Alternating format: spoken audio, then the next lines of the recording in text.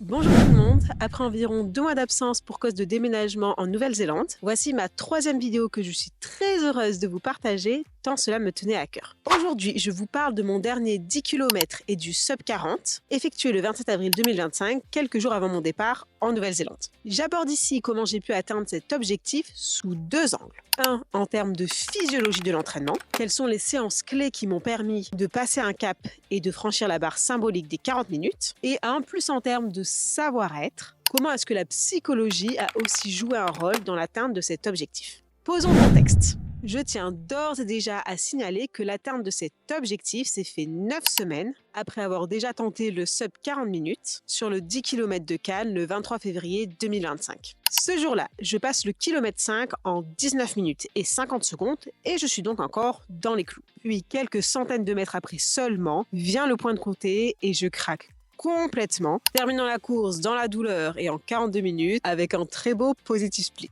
Mais il est évidemment trop facile d'assumer la seule responsabilité à un point de côté. Ce jour-là, je n'étais pas prête à atteindre l'objectif pour 3 raisons. D'une part, la non-envie de me battre le jour J.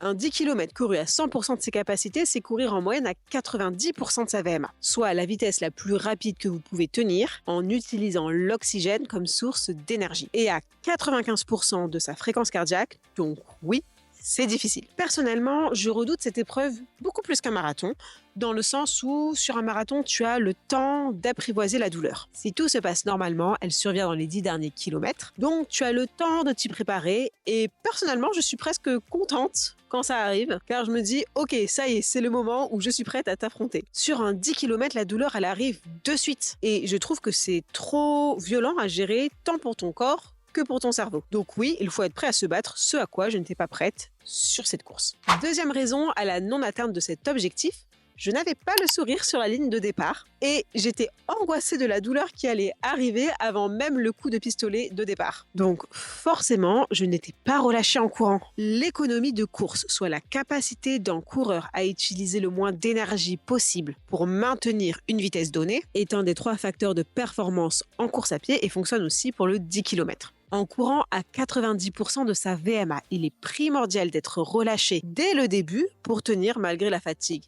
cardiovasculaire et musculaire. Troisième raison à la non-atteinte de mon objectif, le manque de motivation et la lassitude dans les entraînements que j'effectuais. En tant qu'éducateur sportif, diplômé d'État et coach en course à pied, je me fais un point d'honneur de proposer des entraînements qui soient non seulement adaptés à chaque athlète, mais qui soient également ludiques pour ne pas perdre en motivation. Mais ce qu'on tente de faire au mieux pour les autres n'est pas forcément ce qu'on applique pour soi-même. Jusqu'à présent, je n'avais pas de coach personnel et je réfléchissais au contenu de mon entraînement au moment où je commençais à courir. Forcément, cela n'est pas propice à maintenir la motivation sur le long terme et j'ai alors décidé de faire appel à un entraîneur qui m'a concocté un programme au jour le jour, comme je le fais pour mes athlètes. Et j'ai réalisé à quel point avoir une personne qui s'occupe de ta programmation, à qui tu peux poser tes questions, laisser tes commentaires et qui ajuste le tout, et bien tout ça c'est hyper précieux et t'enlève une partie de la charge mentale de l'entraînement. Un peu comme si quand ton entraînement est écrit par quelqu'un d'autre, il est quelque part à moitié réalisé, bien que ce soit à toi de courir, évidemment. Vous l'aurez compris, une fois que je commence mon bloc d'entraînement pour le 10 km de Nice qui aura lieu 9 semaines plus tard, je suis déjà dans un bien meilleur état d'esprit. Et le fait d'avoir un coach me permet également de réaliser des entraînements qui m'ont permis de passer un cap sur le plan physiologique. Et je vous parle à présent des 3 séances qui, selon moi, m'ont permis de progresser de manière significative. Première séance en fin de semaine 5. AS10, 2 fois 1500 récup 500 plus 3000 récup 500. Séance que j'ai adaptée sur le coup en 1500 plus 500 plus 1500. Je n'ai donc pas fait le dernier 3000. Pourquoi est-ce que je vous présente cette séance alors ? Car il n'y a jamais de prophétie autoréalisatrice du plan. Louper ou ajuster vous-même une séance n'est en rien prédicteur de votre réussite ou de votre non-réussite le jour J. Ce jour-là, pour moi, à la fin du premier 3000 et donc unique 3000 que j'effectue, je termine main sur les genoux. Mais je ne me décourage pas et je me dis que je vais quand même faire le 1500 qui suit, car psychologiquement, ce n'est que la moitié du 3000 que je viens d'effectuer.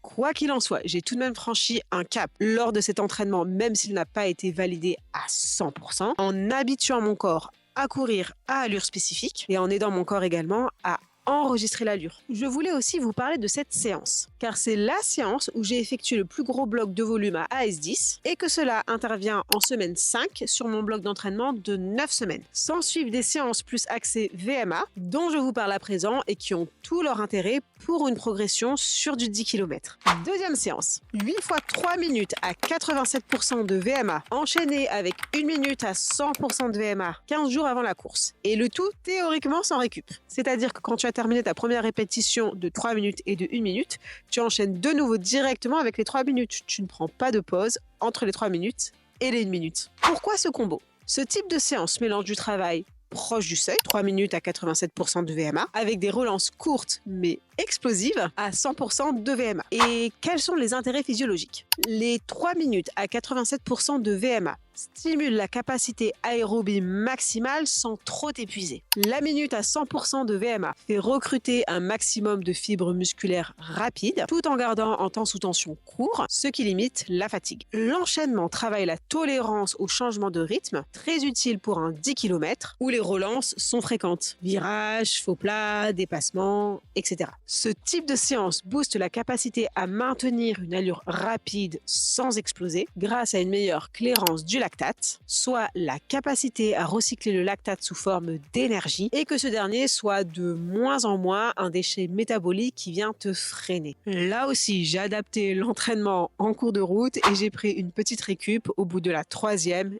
et de la 6e répétition. 3e séance, accrochez-vous. 3 fois 400 mètres à 105% de VMA, récup à 70% de votre fréquence cardiaque max, puis 2 fois 800 mètres à 100% de VMA, récup 70% de la FC max, puis 1 km à 97% de VMA et cela 10 jours avant la course. Ici, la récup se fait bien à la FC. Donc, le temps que le cœur redescende au rythme voulu pour être certain que la récup soit justement dosée et sans créer de fatigue résiduelle. En ce qui concerne les intérêts physiologiques, les 400 mètres à 105% de VMA, on va au-dessus de la vitesse de course dans une zone qui est très sollicitante. Ça réveille le système nerveux et recrute les fibres musculaires rapides. Les 800 mètres à 100% de VMA, on reste sur du très intense, mais un peu plus long. Ici, on travaille la résistance à la fatigue musculaire. Et le 1000 mètres à 97% de VMA, on arrive sur un effort avec une pré-fatigue créée lors des 400 mètres et des 800 mètres. Et il faut rester